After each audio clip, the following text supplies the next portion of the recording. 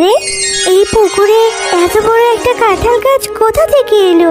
মা, ও মা, এদিকে এসো না। দেখো মা, আমাদের পুকুরে কত বড় একটা কাঁঠাল গাছ হয়েছে। বা আমি বাজারে যাব, ঘরে যে রান্না করার মতো কোনো বাজারই নেই। তুই বাড়িতেই থাক মা, অন্য কোথাও যাস না কিন্তু। আমি বাজার থেকে তোর জন্য চকলেট নিয়ে আসবো।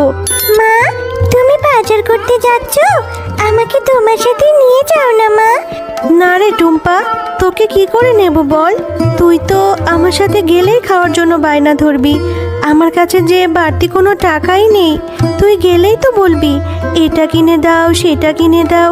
আমার কাছে তো অত টাকা নেই রে মা, তুই বাড়িতেই থাক। মা, ও মা, আমি তোমার কাছে কিছু খেতে চাইবো না। তুমি শুধু আমাকে একটা চকলেট কিনে দিও। তবুও তোমার সাথে আমাকে নিয়ে যাও না মা। আমার যে বাড়িতে একা একা থাকতে একদমই ভালো লাগে না। আমার কাছে যে টাকা আছে সে টাকা দিয়ে তো ঠিক মতো বাজারই করতে পারবো না রে মা। তুই কিন্তু কোনো কিছু খাওয়ার বায়না ধরিস না।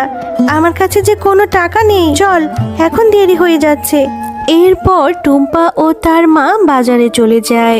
আর টুম্পার মা যখন বাজার করছিল তখন টুম্পা বাঘমামার কাঁঠালের দিকে তাকিয়েছিল। ও মা, ওই যে দেখেছো, পাক মামা ওইদিকে কাঁঠাল বিক্রি করছে।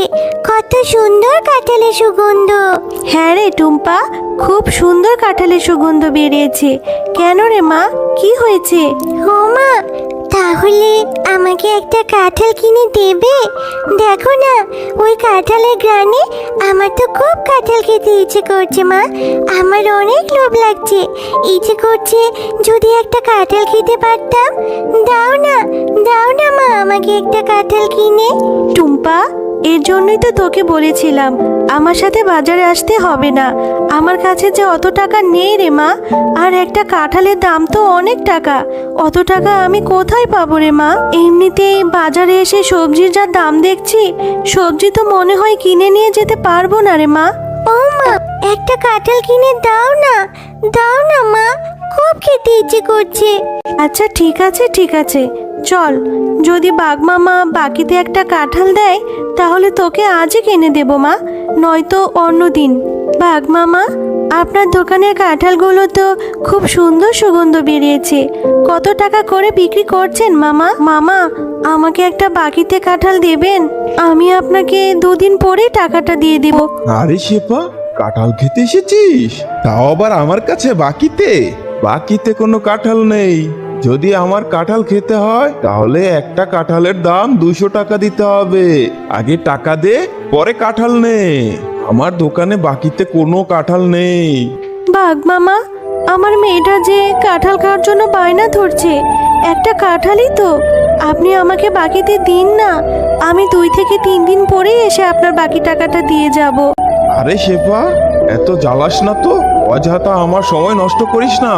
যা, অন্য একটা কাস্টমার ধরতে দে। আমি বাকিতে কাঁঠাল বিক্রি করব না, টাকা নিয়ে আয়, তবেই কাঁঠাল খেতে আসবি। আচ্ছা ঠিক আছে মামা, একটা কাঁঠালের জন্য আপনি এত কথা শোনালেন, অথচ আমার স্বামী বেঁচে থাকতে আপনাদের কত সাহায্য করেছে। দিতে হবে না বাকিতে কাঁঠাল, আমি চলে যাচ্ছি আমার মেয়েকে নিয়ে। এরপর শেফা শিয়ালিনী তার মেয়ে টুম্পাকে নিয়ে সেখান থেকে মন খারাপ করে চলে যায়। মা, তোমার রান্না করতে তো এখনো অনেক সময় বাকি আছে। আমি ততক্ষণে একটু বেলির সাথে খেলা করে আসি, তাড়াতাড়ি চলে আসবো মা। টুম্পা, তুই না কেবলই বললি তোর অনেক খিদে পেয়েছে। এত খিদে নিয়ে তুই কি করে খেলবি? একটু পরেই যাস মা, এখন যেতে হবে না। হ্যাঁ মা, আমি তাড়াতাড়ি চলে আসবো।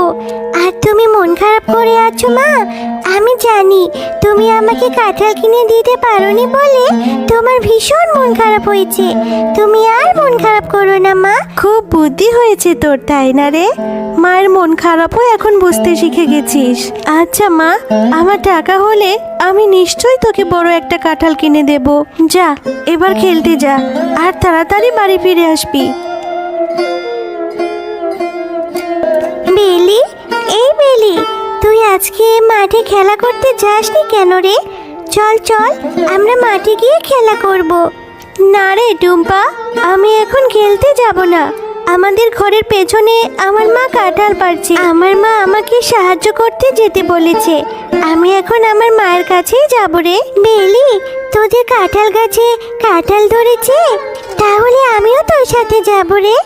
আমিও তোর সাথে গিয়ে তোর মাকে সাহায্য করব। তাহলে তোর মা যদি আমাকে একটা কাঁঠাল দেয়, আমি কাঁঠালটা খেতে পারবো। আচ্ছা টুম্পা, তাহলে তুইও আমার সাথে চল। মা, তোমার কাঁঠাল কাটা কি হয়ে গেছে? আর কাঁঠাল কি পেকেছে? আমাকে দাও, আমি কাঁঠাল খাবো।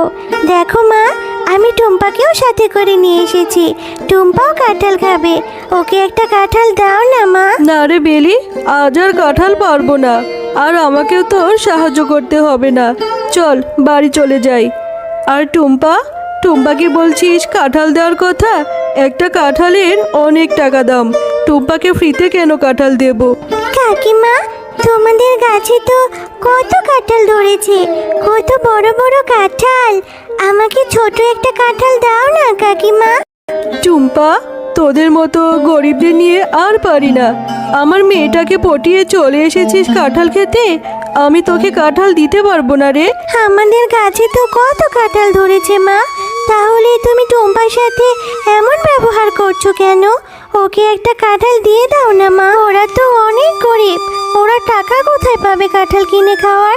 আচ্ছা ঠিক আছে বেলি, তুই যেহেতু এত করে বলছিস, ওকে কি করে ফিরিয়ে দিই? এই টুম্পা, এই যে আমার পাশে একটা কাঁঠাল রাখা আছে, একটু পচে গেছে।